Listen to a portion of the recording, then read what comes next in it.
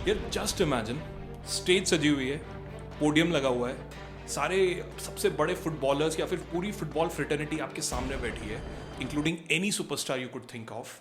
And stage पे announcement होती है, this year Ballon d'Or goes to the Uruguayan international Federico Valverde. And ये award देने के लिए वहाँ पे none other than the maestro Toni Kroos खुद दे रहे हो. मज़ा नहीं आया सुन के, मतलब ऑब्वियसली मैंने बताया तो शायद मज़ा नहीं आया होगा, बट जब ऐसा असली में होगा आई एम डैम श्योर कि आप लोगों को मज़ा, मतलब it will be out of the world, right. तो मेरा आज इस वीडियो में क्वेश्चन है कि हो सकता है कुछ लोग बोले कि ऐसा क्यों होगा. मेरा उनसे क्वेश्चन है कि ऐसा क्यों नहीं हो सकता है. अगर रॉड्री को मिल सकता है, उस पर ऑब्वियसली हम बहुत सारी डिबेट कर सकते हैं, बट फेडरिको वेलवर्डे को क्यों नहीं मिल सकता है, उस पर शायद हमें डिबेट करने की उतनी ज़रूरत नहीं है. तो आज की इस वीडियो में हम इसी चीज़ के बारे में बात करेंगे कि मुझे ऐसा लगता है the dream I am waiting for the day when Fede Valverde will be the Ballon d'Or winner. Okay, तो इससे पहले कि वीडियो में आगे बढ़ें, if you like the video please like this video, share with your friends, subscribe to my channel the football jockey, follow me on the Instagram, Facebook, Twitter with the same name also. Okay, तो Federico Valverde एक ऐसा बच्चा जिसने जब वो शायद 4-5 साल का था मे बी, वो एक दिन उठता है सो के एंड अपनी मम्मी को ये कहता है कि मैंने एक ड्रीम देखी है और मैंने अपनी ड्रीम में ये देखा है कि मैं एक ऐसी फुटबॉल टीम के लिए खेल रहा हूँ जो चारों तरफ से वाइट है. वहाँ पे सिर्फ मतलब आप कह सकते हो कि फैंस, प्लेयर्स सब जो है वो वाइट में ड्रेस्ड है एंड ऑब्वियसली डिफरेंट लैंग्वेजेस बोल रहे हैं. शायद उसकी मम्मी को भी नहीं पता होगा, शायद उसको भी नहीं पता होगा कि 10 से 11 साल बाद जब उसने जब वो थोड़ा बड़ा हुआ, जब उसने देखना शुरू करा फुटबॉल दुनिया को ये सब, तो उसने देखा कि उसने पहचाना कि वो जो ड्रीम मैंने देखी थी, that team name was Real Madrid. And Spaniard में वो उसको गलीसियन बोलते हैं, तो वो गलीसियन उसको करके बोल रहा था, जो कि उरुग्वे में बहुत कॉमन टर्म होती है, ऐसे वाइट टीम के लिए बोली जाती है वहाँ पे. तो real Madrid was the team he was dreaming of. तो जस्ट इमेजिन एक लड़का जो इस मोमेंट के लिए ऑलरेडी मेंट, मतलब इट्स मोर लाइक कि Real Madrid was there for him, he was meant to be there. वो उसके लिए मतलब ऊपर वाले ने पहली गढ़ दी थी कि तू जाके वहाँ पे खेलेगा, और उसको एक छोटा सा आइडिया वहाँ पे दिखा दिया था. तो वो लड़का from that moment to this moment कि आज हम बात कर रहे हैं कि इसको बैलन डोर क्यों नहीं मिल सकता है, राइट. तो सबसे पहले हम बहुत सारी चीज़ों के बारे में बात करेंगे. सबसे पहले हम बात करते हैं कि मतलब क्यों है वो स्पेशल, क्यों फेडरिको वेलवर्डे स्पेशल है. कुछ लोगों के लिए वो एक स्टीवन जेरार्ड का रीजन है. रीजन पता है, जैसे फीफा में होता है कि कोई प्लेयर होता है, जब वो खत्म हो जाता है उसका कॉन्ट्रैक्ट वगैरह, तो एक मतलब जब उसकी एज हो जाती है, रिटायर हो जाता है, तो एक रीजन क्रिएट होता है जो कि सिमिलर एट्रीब्यूट्स होते हैं उस पुराने प्लेयर के, obviously with a different name. तो कुछ लोगों के लिए वो एक स्टीवन जेरार्ड का रीजन है. कुछ लोग कहते हैं कि he is a really really really good James Miller. अगर आप लोगों ने अपने प्राइम पे जेम्स मिलर को खेलते हुए देखा हो भाई, तो he is a beast, he was a beast, he is a fantastic player. Liverpool के लिए बहुत टाइम तक खेला है, बहुत ही अच्छा प्लेयर है. तो कुछ लोग उसको ये कहते हैं, मुझे नहीं पता, हो सकता है कुछ लोगों के लिए वो जरार्ड भी होगा, कुछ लोगों के लिए शायद वो भी होगा, बट मेरे लिए तो he is one of the most complete footballer, जिस शायद अपने आप में एक अलग नाम है जिसको मैं शायद अभी कंपैरिजन के लिए मैं सोच नहीं सकता हूँ किससे करना चाहिए. तो अब आते हैं सबसे इंपॉर्टेंट पॉइंट पे कि what does it take to win the Ballon d'Or. क्या फैक्टर्स हो सकते हैं एक बैलन डोर अगर कोई बंदा जीतता है, तो उसके लिए क्या क्या पॉइंट्स हो सकते हैं यहाँ पे. Could be consistency, big game performance and team and individual achievements, may be obviously main integral part, impact on the game and may be footballing influence क्या है कि मतलब कितना जो उसके आसपास के टीम प्लेयर्स हैं उसको कितना रिकग्नाइज करते हैं, क्योंकि वोटिंग सिस्टम चलता है बैलन डोर के, राइट. मुझे नहीं लगता इन पॉइंट्स के अलावा ऐसा कोई पॉइंट है जिसमें आप कह सको कि हाँ यार मतलब इसका जीतना यहाँ पे बनता है. तो अगर मैं इन्हीं पॉइंट्स की बात करूँ तो रॉड्री, अगर मैं जस्टिफाई करूँ, वैसे मैं जस्टिफाई कर नहीं रहा हूँ क्योंकि मुझे उसमें बहुत सारे लूप होल्स लगते हैं, बट स्टिल अगर मैं फॉर द मोमेंट जस्टिफाई कर दूँ कि रॉड्री इन पॉइंटर्स के बेसिस पे क्यों जीत सकता था, आप उसमें एक पॉइंट बोल सकते हो कि कंसिस्टेंसी. मैन सिटी के सारे मैचेस ऑलमोस्ट खेला वो without injury, definitely main point. बहुत अच्छी परफॉर्मेंसेज भी दी, no doubt about that. Big game heroics, जिसको टॉप परफॉर्मेंस बोल सकते हो, चैंपियंस लीग फाइनल में मतलब भाई गोल मारा अगेंस्ट इंटर मिलान, डेफिनेटली एक और पॉइंट यहाँ पे कंसिडर्ड है. उसके बाद टीम अचीवमेंट्स, एक ट्रेबल उन्होंने जो जीता था, premier league, FA cup and champions league का. टैक्टिकल इम्पैक्ट डेफिनेटली पॉइंट है भाई. रॉड्री के साथ मैन सिटी एक अलग ही बीस्ट होती है, मतलब अलग ही एक जो टेम्पो होता है टीम का वो कहीं ना कहीं डिक्टेट कर रहा होता है, फेयर पॉइंट है। उसके अलावा ग्लोबल रिकग्निशन की सिटी के सबसे मोस्ट इंपॉर्टेंट प्लेयर्स में काउंट हुआ भाई, रिकॉर्ड ब्रेकिंग सीजन एंड फलाना टिकाना, ये सारी चीज़ें अगर मैं इन सब एट्रीब्यूट्स पे देखूं तो हाँ शायद रॉड्री यार आपका प्लेयर वहाँ पे बनता था। Now comes the main question कि अगर रॉड्री को इन सारे पॉइंट्स के ऊपर एक बैलन डोर मिल सकता है तो फेडरिको वेलवर्डे क्या इन पॉइंट्स में फिट नहीं बैठता है? मतलब आई एम नॉट सेइंग जिसकी ऐसा कुछ नहीं हुआ है और इट्स कोई नेगेटिव और rant video, I am just saying asking question from you guys. मुझे पर्सनली ऐसा लगता है कि इन सारे पॉइंट्स में फेडरिको वेलवर्डे फिट बैठता है और मुझे ऐसा लगता है कि जब हम सारे पॉइंट डिस्कस कर लेंगे इनमें आप मुझे बताइएगा यार कि क्या वाकई फेडरिको वेलवर्डे डिजर्व नहीं करता बैलन डोर जीतना। And I am saying this even after the performance of Kylian Mbappe, जो जिस तरीके की परफॉर्मेंस वो दे रहा है, even after the performance of Raphinha, Yamal, मैं सारे प्लेयर से ऊपर बोल रहा हूँ, not just from the Real Madrid. तो आप मुझे बताइएगा क्या उसके बाद ये चीज़ नहीं बनती है क्या? तो वेलवर्डे की इंपॉर्टेंस क्यों है? मतलब वेलवर्डे एक अनसंग, पहला पॉइंट ये है कि क्यों है वेलवर्डे इतना इंपॉर्टेंट, जो हम इतनी तारीफ कर रहे हैं उसके पीछे का कारण क्या है? भाई Valverde is the most versatile player I have ever seen on the planet, a engine of real Madrid. जैसे मक्लेले होता था ना किसी टाइम पे, सेम उसी तरीके से a player who put his role aside, वो अपने आप की जो पोजीशन है उसको असाइड रखेगा और आप उसको जो बोलोगे टीम के लिए वो करेगा। आप उसको बोलोगे सेंटर मिड खेल ले, वो खेल लेगा। आप उसको बोलोगे तू राइट बैक खेल लेगा। वो आप उसको बोलोगे तू सेंटर बैक खेल लेगा। वो आप उसको बोलोगे आज तू CM पोजीशन खेल ले, वो खेल देगा। मतलब the most versatile player you will ever see. And apart from that ये तो उसकी वर्सेटैलिटी हो गई। सेकेंड, जुनून जिसको बोलते हैं, या फिर आप जिसको बोल सकते हो टेम्परामेंट। मतलब द मोस्ट रूथलेस प्लेयर जो कभी आपको थकता हुआ नहीं दिखेगा। आप उसकी energy, stamina, what ever it is, मतलब ऐसा लगता है कि एक एक ग्रास कवर करता है वो सेंटियागो, सॉरी किसी भी पिच पे खिला लो, नॉट सेंटियागो बर्नाब्यू। मतलब टॉप पासेस आप उससे करवा लो, सबसे ज़्यादा डिस्टेंस कवर करना हो, सबसे ज़्यादा स्प्रिंट्स कवर करनी हो, ये सब स्टार्ट्स उसी के नाम है। तो एक ऐसा प्लेयर जो कभी थकता ही नहीं है। मतलब जब डिफेंस की बारी आती है तो वो आपको भागता हुआ डिफेंस में मिल जाएगा, जब ऑफेंस की बारी आएगी तो वो आपको ऑफेंस में भी मिल जाएगा। उसके बाद एक ऐसा प्लेयर जो सेंटर मिड में तो था ही, मतलब ठीक है वो तो उसकी पोजीशन थी, जब उसको राइट बैक में खिलाया तो कोचेस ने बोलना शुरू कर दिया कि शायद ये वर्ल्ड्स बेस्ट राइट बैक भी बन जाएगा। और वहाँ से भी आपको इस तरीके की परफॉर्मेंसेस देना कि आपको सोचने पे मजबूर होना पड़ जाए कि यार क्या ये प्लेयर राइट बैक के लिए हमेशा खेल सकता है? मतलब आप खुद ही सोचो, आपने एक ज़बरदस्त ट्रांजिशन किस और प्लेयर का आज तक देखा होगा? मुझे कमेंट करके जरूर बताना अगर आप लोगों को पता है। फेडरिको वेलवर्डे की तरह एक ऐसा प्लेयर जो इतना वर्सेटाइल है। I am not talking about Philipp Lahm. अगर आप फिलिप लाम की बोलने वाले हो तो मे बी वो CDM खेल लेता था या फुल बैक खेल लेता था, फाइन। बट उसके अलावा और भी एट्रीब्यूट्स हैं। I hope you know, if you don't तो please watch the video, else you can comment कि हाँ यार ये प्लेयर ज़रूर था जो फेडरिको वेलवर्डे के अपार है यहाँ पे, ठीक है? तो ये जो डेडिकेशन, ये जो एक टीम के प्रति जो एक होता है ना कि यार रिस्पेक्ट, ये वेलवर्डे को इस टाइम पे रियल मैड्रिड का सबसे इंपॉर्टेंट प्लेयर बनाती है। और आई थिंक एक अनसंग गैलेक्टिको अगर आप फेडरिको वेलवर्डे को कहो तो यहाँ पे ये गलत नहीं होने वाला है।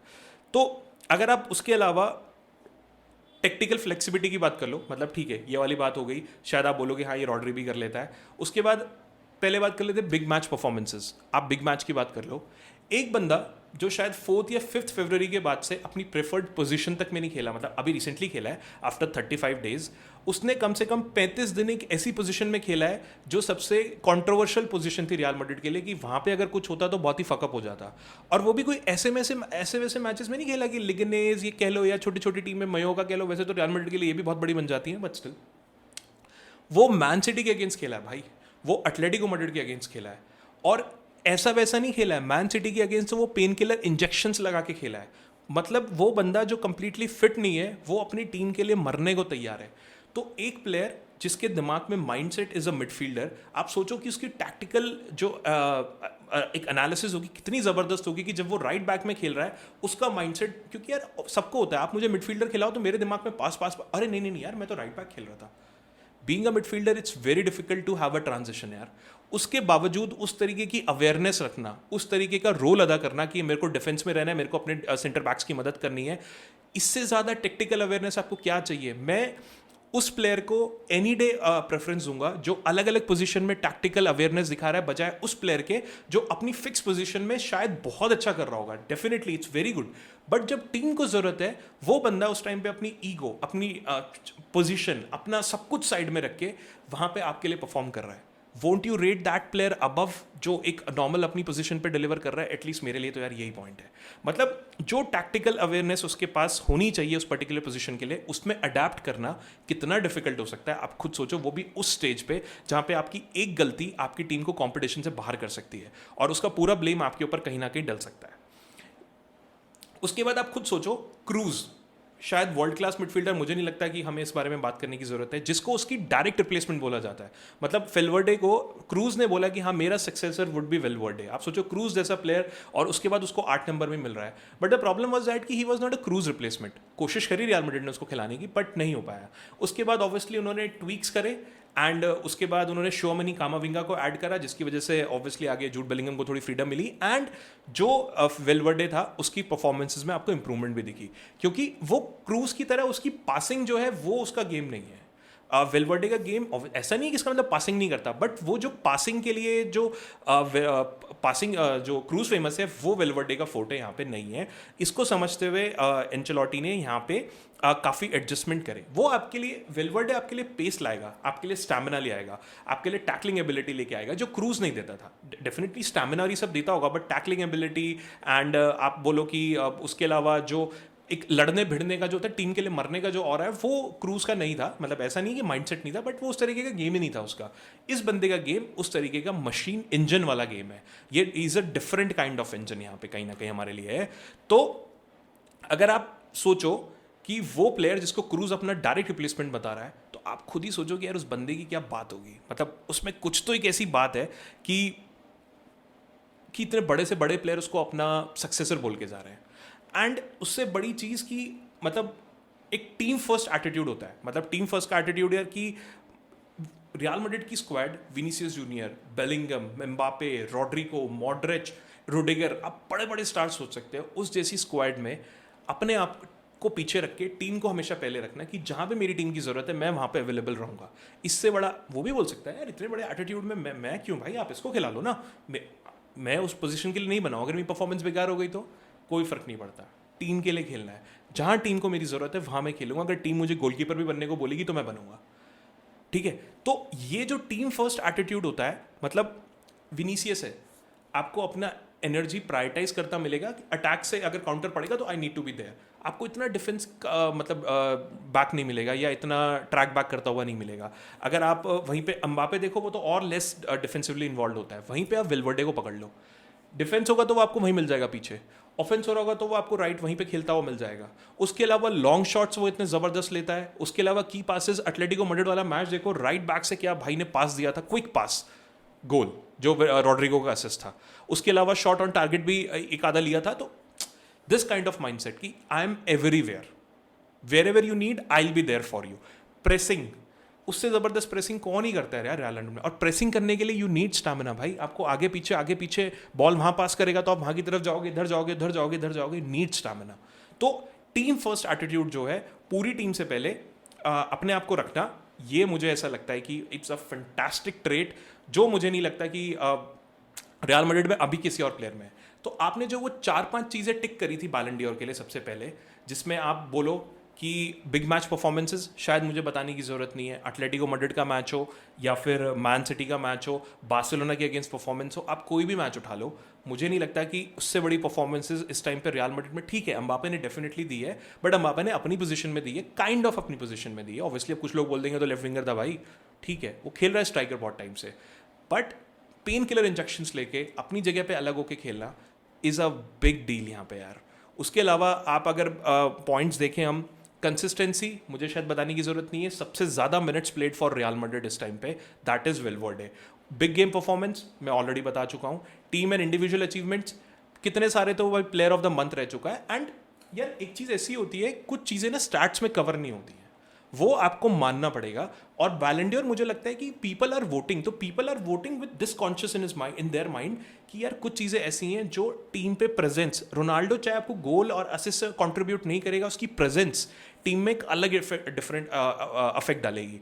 वो प्रेजेंस जो होती है ना, वो स्टैट से बहुत ऊपर होती है। तो वो प्रेजेंस यहाँ पे वो बंदा लेके आता है। स्टैट्स में भी हम बहुत जा सकते हैं, मैं उसमें गया नहीं हूँ, इतने टैकल कर दिए, इतने इंटरसेप्शन कर दिए, इतना वो कर दिया, इतना ये कर दिया, इतना ऐसा कर दिया, बहुत सारे स्टैट्स हैं उसके लिए। बट कॉन्टिन्यूस मैचेस खेलना, पेन किलर इंजेक्शंस लेके खेलना, दर्द में खेलना, इंजरी में खेलना। विलारियल वाला मैच हुआ था अभी, एटलीस्ट 35 डेज बाद वो अपनी अपनी पोजीशन में खेला, मिडफील्ड वाली में। आप उस पोजीशन में सोचो, 45 पासेस, 5 बॉल रिकवरीज, 2 गोल पे अटेम्प्ट भी करे भाई ने, उसके अलावा 69 टचेस। आप खुद सोचो कि पूरा बिल्डअप भाई ने अपने कंट्रोल में रखा है। एक ऐसा प्लेयर जो 35 दिन बाद अपनी पोजीशन में खेल रहा है, again different adaptation, different strategy, उसके बावजूद भी वो खेल रहा है। और 81st मिनट पे वो लंगड़ाते हुए बाहर आया because he was not well, and now he is going to play for his international team. आप सोचो, ऐसा नहीं कि क्लब को प्रायोरिटी दे दी, मैंने यार इंटरनेशनल मैच भी खेलना है तो मैं, अरे ठीक हो जाएगा, ठीक हो जाएगा, no worries. Mindset, this monster mindset makes him the player जो बैलन डॉर जीतने के लिए बनता है। और इम्पैक्ट ऑन द गेम, शायद ही मुझे बताने की जरूरत है कि जो डिफेंस में उसने इम्पैक्ट डाला, इससे बड़ा मुझे कोई एट्रीब्यूट नहीं लगता कि किसी भी मैच के लिए होना जरूरी है। और अगर आप फुटबॉलिंग इन्फ्लुएंस की बात करते हो तो मुझे ऐसा लगता है, from Ancelotti to Modric to Simeone to everybody, even आपकी ऑपोजिशंस जब इस चीज़ के लिए बोलते हैं, मुझे नहीं लगता फेडरिको वेलवर्डे के अगेंस्ट कोई जाने की बात यहाँ पे बोलेगा या कोई बोलेगा कि नहीं वो बैलन डॉर डिजर्व नहीं करता। तो ये कुछ पॉइंट्स है जिनकी वजह से मुझे लगता है कि this year should be the year जब फेडरिको वेलवर्डे की जो अचीवमेंट है वो हमें ऑनर करने का टाइम आ गया है। आप लोगों को क्या लगता है कि सबसे इंपॉर्टेंट पॉइंट क्या है, वो मुझे प्लीज कमेंट करके बताइएगा। एंड अगर कोई प्लेयर लगता है which is more important than Valverde, वो भी बताइएगा। और अगर आपको लगता है कि नहीं यार वेलवर्डे डिजर्व नहीं करता, तो कौन डिजर्व करता है, please comment and let me know. अगर वीडियो पसंद आई हो तो again please share with your friends. Thank you.